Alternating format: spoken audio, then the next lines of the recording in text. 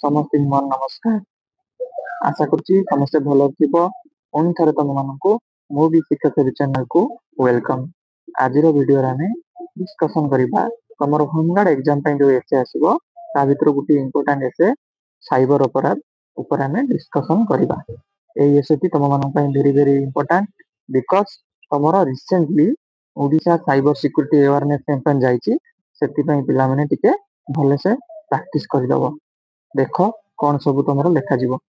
ଆଜିର 21 ଶତାବ୍ଦୀକୁ ବିଜ୍ଞାନ ଓ information technology ଯୁଗ ବୋଲି କୁହାଯାଏ। ମାନବ ଜୀବନର ପ୍ରାୟ ପ୍ରତ୍ୟେକ କ୍ଷେତ୍ର ଶିକ୍ଷା, ଆର୍ଥିକ କାର୍ଯ୍ୟ, ସ୍ୱାସ୍ଥ୍ୟ, ବ୍ୟବସାୟ, ମନୋରଞ୍ଜନ ଓ ଯୋଗାଯୋଗ ଏବେ ଡିଜିଟାଲ ମାଧ୍ୟମରେ ସଞ୍ଚାଳିତ ହେଉଛି। ଇଣ୍ଟରନେଟ ଏବଂ ସ୍ମାର୍ଟଫୋନ ଲୋକମାନଙ୍କ ଜୀବନକୁ ଯେତେ ସହଜ କରିଛି ସେତେ ନୂଆ ବିପଦ ମଧ୍ୟ ଆଣିଛି। ସେହି ବିପଦ ମାନଙ୍କ ମଧ୍ୟରୁ ସବୁଠୁ ଗୁରୁତର ଓ ଦ୍ରୁତ ଗତିରେ ବଢୁଥିବା ବିପଦ ହେଉଛି ତମର କଣରେ ନା ସାଇବର ଅପରାଧ।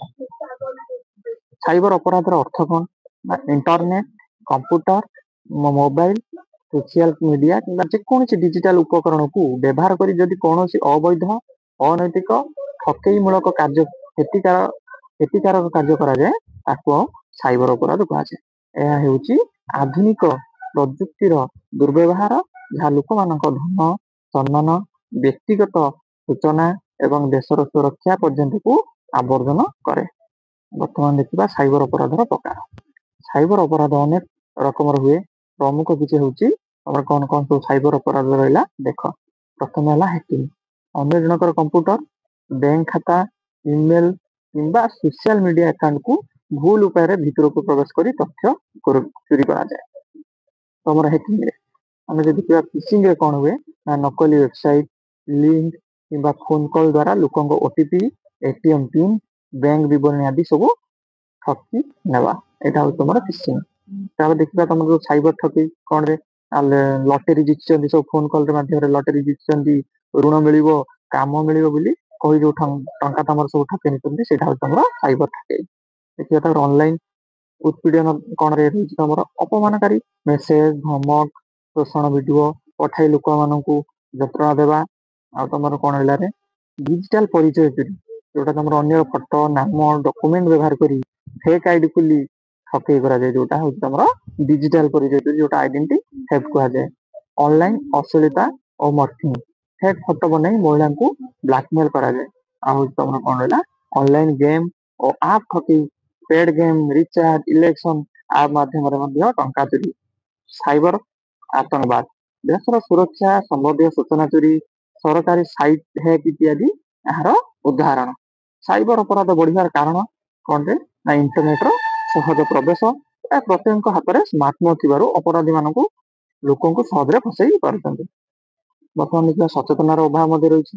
ପାସୱାର୍ଡ ସେଟ୍ କରିବା, ଅରିଜିନାଲ ଲିଙ୍କ ଉପରେ କ୍ଲିକ କରିବା, ଆଉ ଆପ ଇନଷ୍ଟଲ କରିବା, ଏଇ ଭୁଲ ଆଚରଣ ଠକେଇକୁ ବଢାଇଥାଏ।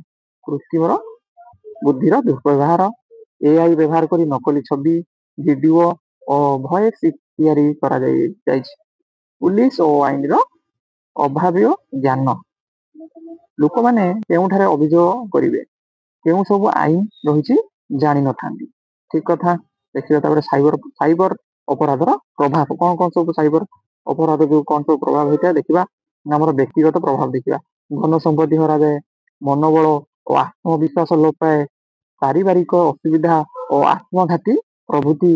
ତାପରେ ଦେଖିବା ସାମାଜିକ ପ୍ରଭାବ କଣ ପଡେ ନା ଅପରାଧୀ ମାନଙ୍କ ସଂଖ୍ୟା ବଢେ, ମହିଳା ଓ ଶିଶୁ ମାନଙ୍କର ପାଇଁ ବିପଦ ମଧ୍ୟ ରୁହେ, ଭୁଲ ସମାଚାର ଓ ଘୃଣା ପ୍ରସାରଣ ମଧ୍ୟ ବଢିଥାଏ। କଣ ରହିଲା ତମର ଜାତୀୟ ପ୍ରଭାବ, ସରକାରୀ ସଂଗଠନର ତଥ୍ୟ ସୁରକ୍ଷା ଚୋରି, ଦେଶର ଆର୍ଥିକ ମାର୍କେଟ ଅସ୍ଥିର, ରାଷ୍ଟ୍ର ସୁରକ୍ଷାକୁ ଖତରା। ସାଇବର ଅପରାଧର ବିରୋଧରେ ଆଇନ ଓ ବ୍ୟବସ୍ଥା।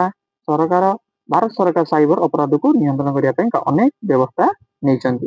କଣ ରହିଛି ନା ଇନଫର୍ମେସନ ଟେକ୍ନୋଲୋଜି ଆକ୍ଟ 2000, ଯୋଉଟା ତମର ଆଇଟି ଆକ୍ଟ, ସାଇବର ଅପରାଧ ପାଇଁ ଏହା ଏକ ପ୍ରମୁଖ ଆଇନ। ଏହା ମାଧ୍ୟମରେ ଅନେକ ଅପରାଧରେ ଜରିମାନା ଓ ଜେଲ ସଜା ଦିଆଯାଏ। ସାଇବର କ୍ରାଇମ ହେଲ୍ପଲାଇନ ନମ୍ବର ତମର ଅଛି 1930। ଠକେଇ ହେଲେ କିମ୍ବା ଟଙ୍କା କାଟି ନେଇଗଲେ ତୁରନ୍ତ 191930 ଫୋନ କରି ମନି ଫ୍ରିଜ କରିହେବ। ତାପରେ ତମର ରହିଛି ନ୍ୟାସନାଲ ସାଇବର କ୍ରାଇମ ପୋର୍ଟାଲ ମାଧ୍ୟମରେ ତମର ଯୋଉଟା www.cybercrime.gov.in ମାଧ୍ୟମରେ ଅନଲାଇନ ଅଭିଯୋଗ ମଧ୍ୟ ତମେ ମାନେ ଦାଖଲ କରିଦେବ। ତାପରେ ହଉଛି ତମର ସାଇबर ସେଲ୍, ଯୋଉଟା ପୁଲିସ ବିଭାଗରେ ବିଶେଷ ସାଇବର ଅପରାଧ ପକ୍ଷ ରହିଛି। ସାଇବର ଅପରାଧକୁ କେମିତି ରକ୍ଷା ପାଇବା? ଅଜଣା ଲିଙ୍କ, ମେସେଜ, ଇମେଲ କ୍ଲିକ୍ ନ କରିବା, ଓଟିପି କେବେ ମଧ୍ୟ କାହାକୁ ନ କହିବା, ସୋସିଆଲ ମିଡିଆରେ ବ୍ୟକ୍ତିଗତ ସୂଚନା କମ୍ ସେୟାର କରିବା, ମଜବୁତ ପାସୱାର୍ଡ ବ୍ୟବହାର କରିବା, ଅନଲାଇନ ଟ୍ରାଞ୍ଜାକ୍ସନ କରୁଥିବା ସୁରକ୍ଷିତ ସାଇଟ୍ ବ୍ୟବହାର କରିବା, ଫେକ୍ ଆଇଡି କିମ୍ବା ସନ୍ଦେହଜନକ ପ୍ରୋଫାଇଲକୁ ତୁରନ୍ତ ବ୍ଲକ୍ କରିବା। ସନ୍ଦେହ ହେଲେ ସାଇବର ସେଲରେ ସଂଯୋଗ ସ୍ଥାପନ କରିବା। ଏ ହଉଛି ତମର କଣରେ ନା ତମର ସେଇପାଇଁ ତମର କଣ ହେଲା ନା ରିସେଣ୍ଟଲି ତମର ଓଡ଼ିଶା ଗଭର୍ଣ୍ଣମେଣ୍ଟ ତରଫରୁ ସାଇବର ସିକ୍ୟୁରିଟି ଆୱାରନେସ୍ କ୍ୟାମ୍ପେନ୍ ତମର ରିସେଣ୍ଟଲି କଲା। ତାପରେ ଆମେ ଲାଷ୍ଟ ଦେଖିବା କଣ ରହିଛି ସମାପ୍ତି। ସାଇବର ଅପରାଧ ହେଉଛି ଆଧୁନିକ ସମାଜର ଶୀଘ୍ର ପଡୁଥିବା ଏକ ଗୁରୁତର ସମସ୍ୟା। ଏବେ ତମେ ସବୁଆଡେ ଦେଖୁଥିବ ସାଇବର ଅପରାଧ ବହୁତ ଫ୍ରିକ୍ୱେଣ୍ଟଲି ତମର ଚାଲିଛି। ପ୍ରଯୁକ୍ତି ଯେଉଁଠି ଆଶୀର୍ବାଦ ସେଇଠି ଏହା ଦୁର୍ବ୍ୟବହାର ହେଲେ ଅଭିଶାପ ହୋଇଯାଏ। ସାଇବର ଅପରାଧକୁ ରୋକିବା ପାଇଁ ସରକାର, ସମାଜ ଓ ବ୍ୟକ୍ତି ତିନିଟି ମଧ୍ୟ ସଚେତନ ଓ ସୁଦୃଢ ହେବା ଆବଶ୍ୟକ। ପ୍ରତ୍ୟେକ ଜଣ ସୁରକ୍ଷିତ ଡିଜିଟାଲ ଆଚରଣ ଅବଲମ୍ବନ କଲେ ଆମ ସମାଜ, ରାଷ୍ଟ୍ର, ଭବିଷ୍ୟତ ଦୁହିଁ ସୁରକ୍ଷିତ ହେବ। ସେଇଥିପାଇଁ ତମର ସାଇବର ସିକ୍ୟୁରିଟି ଆୱାରନେସ୍ କ୍ୟାମ୍ପେନ୍ ଯାଇଛି। ପିଲାମାନେ ଇଏ ହଉଛି ତମର ରହିଲା ହଉଛି ସାଇବର ଅପରାଧର ଏସେ। ନେକ୍ସଟ କ୍ଲାସ ଆମେ ମୁଁ ତମର କିଛି ଜିକେ କ୍ଲାସ ନେଇକି ଆସିବି। ରହିଲି ପିଲାମାନେ, ସମସ୍ତଙ୍କୁ ଅଲ୍ ଦି ବେଷ୍ଟ। ଜୟ ଜଗନ୍ନାଥ।